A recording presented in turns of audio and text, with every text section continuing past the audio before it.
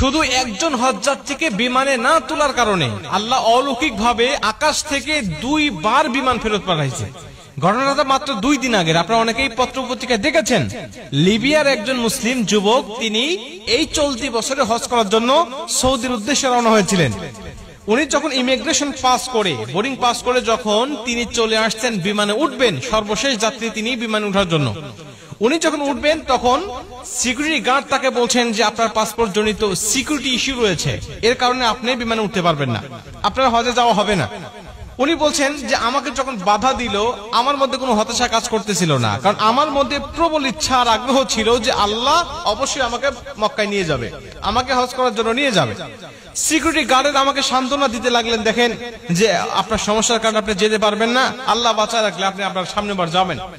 তো উনি বলছেন দেখেন আমি হজ করার জন্য নিয়ত করেছি এবং বাসা থেকে বের হয়ে আসছি, নিয়ত করার দায়িত্ব আমার আর নিয়ে যাওয়ার দায়িত্ব আল্লাহ পাকের, অতএব আমি যেহেতু এখান পর্যন্ত চলে আসছি, আপনারা বিশ্বাস করেন এই বিমান যাবে না, আমাকে না নিয়ে এই বিমান যাবে না। উনি কথাটা বলতে বলতে বিমান স্টার্ট হয়ে গেছে, দরজা বন্ধ করে দিয়ে চলে গেছে। আকাশে যখন উড়ে চলে গেছে হঠাৎ বিমানের মধ্যে সমস্যা, যান্ত্রিক ত্রুটি, তখন বিমান আবার ব্যাক করছে। ব্যাক করার পরে তারা দরজা না খুলেই, পাইলট দরজা না খুলেই আবার এগুলো ঠিক করেছে। ঠিক করার পরে আবার বিমান উড়ে চলে গেছে।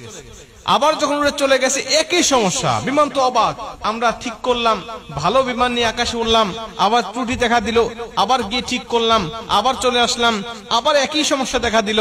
উনি বলছেন আমি দ্বিতীয়বার আল্লাহর কসম করে বলছি যে আল্লাহর কসম ওই আমের আল মাহদি যতক্ষণ পর্যন্ত আমার বিমানে না উঠবে ততক্ষণ পর্যন্ত আমি বিমান আকাশে উড়াবো না।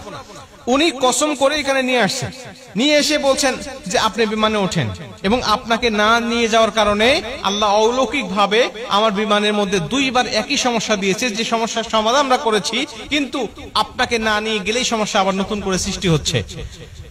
আমের আল মাহদি বলছে দেখেন আল্লাহ পাকের কাছে আমি নিয়ত করেছি, আমি হালাল টাকা দিয়ে আমি হজ করার জন্য নিয়ত করেছি, আমার পাসপোর্ট জনিত ইস্যু যেটা আপনার সমস্যার কথা বলছেন এটা আসলে সমস্যা নয়, তারপরে যদি আপনার সমস্যা ধরেছেন আপনারা আমাকে না নিয়ে গেলে বিমান যাবে না, বা আমাকে না নিয়ে আপনারা যাবেন না, এই বিশ্বাস আমার মধ্যে আছে, এজন্য আমি কথাটা বলেছি। সবাই তাকে তো আগ্রহ করে ধরলেন এবং সবাই তাকে বিভিন্নভাবে সংবর্ধনা এবং সম্মানিত করতে লাগলেন। এখান থেকে পরিষ্কার ভাবে বক্তব্য বোঝা যায় যে আল্লাহ পাকের কাছে যখন কোনো ব্যক্তি খাঁটি দিলে নিয়ত করে, আল্লাহ পাক তখন সেই নিয়তটা পূর্ণ করে, এটা আল্লাহ পাকের দায়িত্ব। বান্দার চেষ্টা যখন শেষ, আল্লাহ পাকের সাহায্য তখন থেকে তার শুরু হয়ে যায়।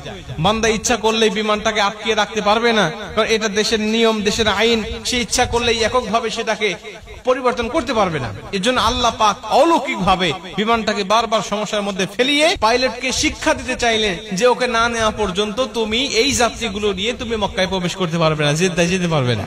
প্রিয় ভাইরা আমার, বান্দার চেষ্টা থাকতে হবে, আগ্রহ থাকতে হবে। আল্লাহ পাক দেখেন বান্দার ভিতর তামান্না নিয়তটা কি আছে, আল্লাহ পাক দেখেছে বান্দা নিয়ত খাঁটি সহি, হালাল টাকা দিয়ে সে হজ করতে যাচ্ছে, কেন সে যেতে পারবে না, আমি আল্লাহ তাকে নিয়ে যাব। ইউসুফ আলাইহিস সালামকে যখন ঘরের মধ্যে জুলাইখা বন্দী করে ফেলেছিলেন, ইউসুফ আলাইহিস সালাম দেখলেন আমার শক্তি এখানে আর নাই, আমার শক্তি কতটুকু, ওই দরজা পর্যন্ত আমি যেতে পারবো, দরজা পর্যন্ত আমি হেঁটে হেঁটে যেতে পারবো বা দৌড়ায় যেতে পারবো, কিন্তু দরজা খোলার শক্তি আমার নাই, কারণ চাবি আমার হাতে নাই।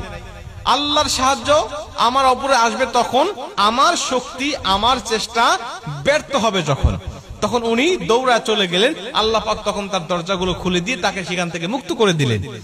প্রিয় ভাইরা আমার, এর জন্য আমরা সর্বোচ্চ চেষ্টা করব, যতটুকু পর্যন্ত আমার দৌড় থাকবে, আমার শক্তি থাকবে, ততদূর পর্যন্ত আমি চেষ্টা করে যাব।